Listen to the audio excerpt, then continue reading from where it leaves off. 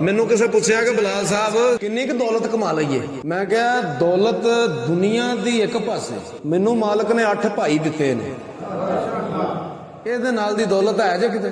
ਭਾਈਆਂ ਨਾਲ ਦੀ ਦੌਲਤ ਕਿਤੇ ਵੀ ਨਹੀਂ ਜੇ। ਸਾਡੇ ਵਾਲਦ ਸਾਹਿਬ ਨੇ ਕਲਾਪਾ ਵੇਖਿਆ, ਕਲਾਪਾ ਸਮਝਦੇ ਹੋ ਨਾ, ਜਿਹੜਾ ਕੱਲਾ ਤੇ ਕਹਿੰਦੇ ਨੇ ਰੁੱਖ ਵੀ ਚੰਗਾ ਨਹੀਂ ਹੈ, ਤੇ ਜੇ ਸਾਥ ਹੋਵੇ ਤਾਂ ਫਿਰ ਬੰਦੇ ਦਾ ਦਿਲ ਵੱਡਾ ਹੁੰਦਾ ਕਿ ਚੰਨ ਚੜ੍ਹੇ ਕਦੀ ਨਹੀਂ ਛੁਪਦੇ, ਗੁਰੂ ਛੁਪਦੇ ਨਹੀਂ ਵਿੱਚ ਚਲਿਆਂ ਦੇ। ਉਹ ਬੱਚਾ ਸ਼ੇਰ ਦਾ ਛੱਡੀਏ ਵਿੱਚ ਭੇਡਾਂ ਨਾਲ ਫਿਰਦਾ ਵਾਂਗ ਲੈ ਲਿਆ ਤੇ ਜਿਹੜੇ ਸਕਿਆਂ ਪੁੱਤਰਾਂ ਦੇ ਸੇਕ ਹੁੰਦੇ, ਕਦੋਂ ਹੁੰਦੇ ਨੀ ਦਰਦ ਮਤਰੇ ਲਿਆਂਦੇ। ਲੂਣ ਲਾ ਕੇ ਧੋਵੀਏ ਲੱਖ ਵਾਰੀ, ਕੋੜੇ ਰਹਿਣ ਸਵਾਦ ਕਰ ਲਿਆ।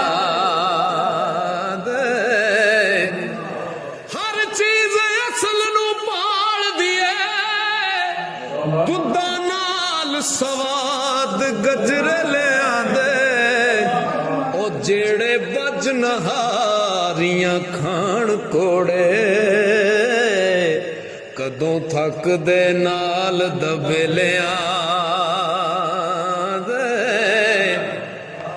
ਖਾਸੁਲ ਖਾਸ ਨਿਯਮਾਂ ਦੇ ਵਿੱਚ ਬਹਿੰਦੇ, ਆਮ ਮਸਤਰੇ ਦੇ ਵਿੱਚ ਮਿਲਿਆਂ ਦੇ।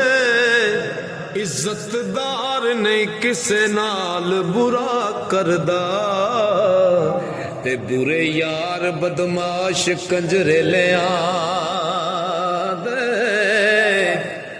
ਉਹ ਜਿਹੜੇ ਛੱਡ ਜਹਾਨ ਫਕੀਰ ਹੋ ਗਏ, ਉਹ ਕਦੋਂ ਢੂੰਡਦੇ ਬਿਸਤਰ ਗਦਲਿਆਂ ਦੇ। ਮਰਦ ਨਹੀਂ ਮੈਦਾਨ ਵਿੱਚ ਕੰਢ ਦਿੰਦੇ,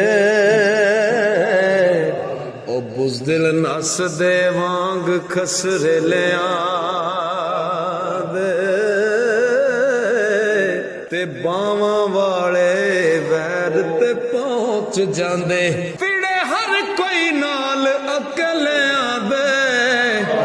ਤੇ ਜ਼ਰਾ ਵਾਲੇ ਕਤਲ ਛੁਪਾ ਲੈਂਦੇ, ਰੋਬ ਦੇ ਕੇ